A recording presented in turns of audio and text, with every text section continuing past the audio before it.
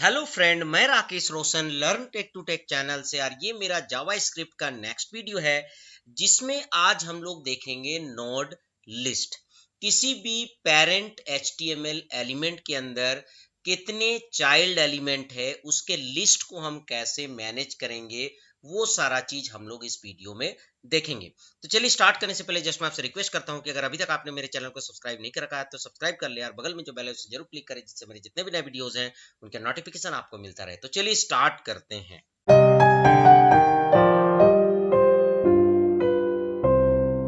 तो दोस्तों यहाँ पर आप देख सकते हैं कि HTML के अंदर बॉडी टैग है। बॉडी के अंदर हमने एक div टैग लिया है या फिर div HTML एलिमेंट लिया है और उसके अंदर 4 HTML एलिमेंट्स हैं, जिसमें कि 3 जो HTML एलिमेंट्स है वो पैराग्राफ टैग है और चौथा जो है वो हेडर है। तो यहाँ पर किस तरीके से जो है आप किसी भी पेरेंट नोड के अंदर कितने चाइल्ड नोड हैं वो आप कैसे पता करोगे। जैसे कि ये div टैग है, इसके अंदर कितने नंबर ऑफ टैग्स हैं ये कैसे आप देखोगे। तो चलिए उसके लिए हम लोग यहाँ पर कुछ कोड लिखते हैं। सबसे पहले तो हम पेरेंट नोड के लिए एक वेरिएबल बनाएंगे where prt equal to document dot get element by id और ब्रैकेट में उसका आईडी दे देंगे और वो आईडी क्या है, d1 है। ठीक है, prt जो है पेरेंट नोड को रेफर कर रहा है। उसके बाद वेर और फिर हम यहाँ पर लिस्ट ऑफ नोड ले लेते हैं, लिस्ट ऑफ नोड। ठीक है, कि जो पेरेंट नोड है div जिसका की आईडी d1 है उसके अंदर कितना लिस्ट है। ठीक है, कितने नोड है। उसके बाद आपको लिखना पड़ेगा क्वेरी सेलेक्टर ऑल और उसके बाद आपको यहाँ पर मेंशन करना पड़ेगा आप कौन से टैग को देखना चाहते हैं। तो मैं यहाँ पर पी टैग को देखना चाहता हूँ।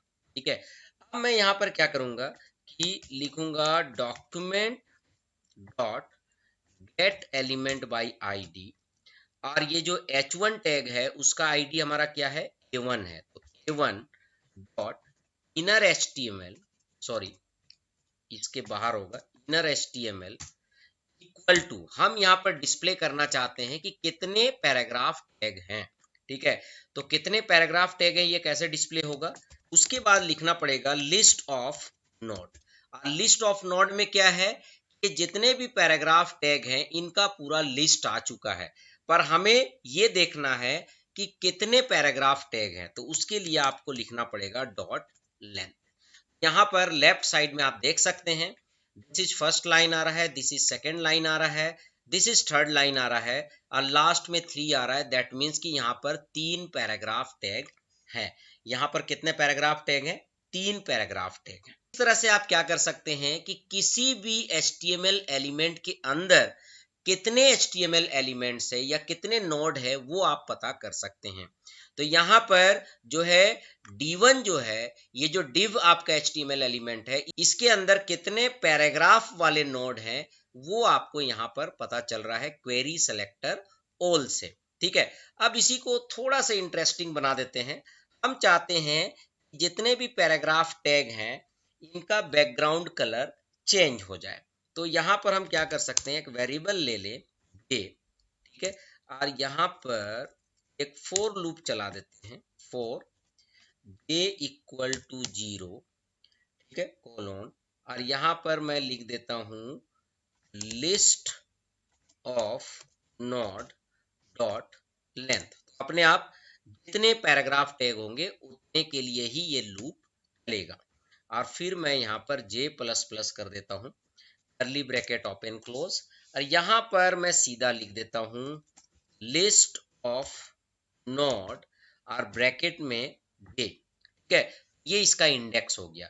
जब जे का वैल्यू 0 होगा तो ये रिप्रेजेंट करेगा इस वाले पैराग्राफ को, उसी तरह जब जे का वैल्यू 1 होगा तो वो रिप्रेजेंट करेगा इस वाले पैराग्राफ टैग को, और जब जे का वैल्यू 2 होगा तो वो रिप्रेजेंट करेगा इस वाले पैराग्राफ टैग को।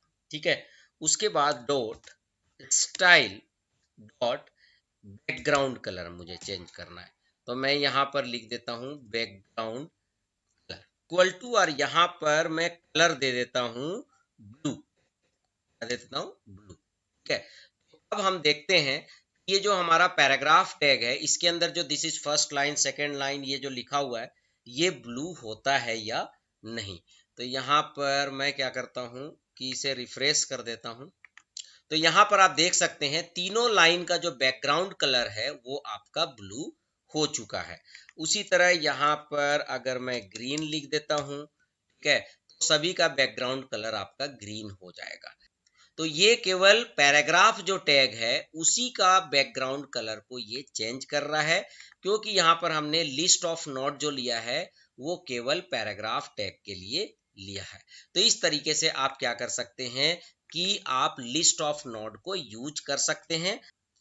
दोस्तों इस तरीके से जो है आप क्वेरी सेलेक्टर ऑल मेथड को यूज कर सकते हैं और लिस्ट ऑफ नोड जो है आप निकाल सकते हैं और उसके ऊपर किसी भी चीज को आप अप्लाई कर सकते हैं। तो दोस्तों इस तरीके से आपने देखा कि कैसे आप लिस्ट ऑफ नोड ले सकते हैं, ठीक है, किसी भी पेरेंट टैग के अंदर जितने भी चाइल्ड टैग है उसको आप कैसे एक्सेस कर सकते हैं और उनके ऊपर कोई भी प्रॉपर्टी को आप अप्लाई कर सकते हैं। तो चलिए फ्रेंड, आई होप कि आपको वीडियो पसंद आया होगा। अच्छा लगा तो लाइक करें, शेयर करें, कमेंट करें और अगर अभी तक आपने मेरे चैनल को सब्सक्राइब नहीं कर रखा तो सब्सक्राइब कर लिया और बगल में जो बेल है उसे जरूर क्लिक करें, जिससे मेरे जितने भी नए वीडियोस हैं उनके नोटिफिकेशन आपको मिलता रहे। Thank you and good bye.